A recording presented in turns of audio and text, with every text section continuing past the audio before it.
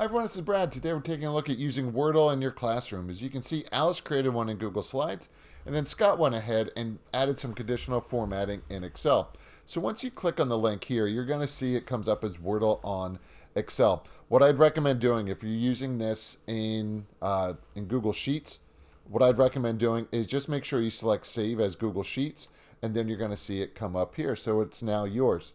Now, as you can see, the mystery word's going to be down in here, so you type that in, and then the guessing will go on right up in here.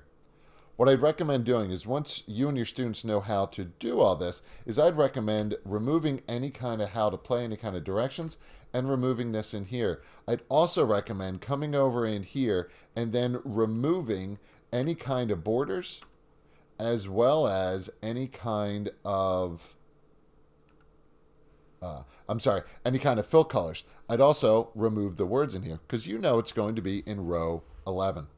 Now, what I'm going to do here is I'm going to type in eagle. So you can see the letter comes up here. It is in row 11 and B. So I'm just going to go ahead and type in eagle.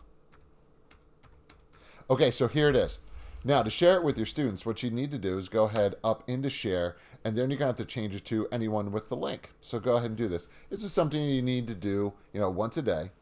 So copy the link. Now, I'm going to show you what's going to look like from a student point of view.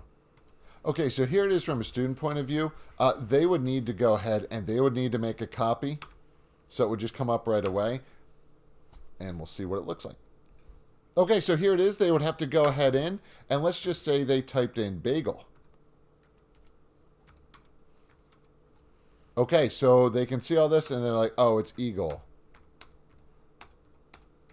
And there you have it. So that's how you could go ahead and use Wordle in Google Slides. If you have any questions, please reach out. Thanks for watching. Take care.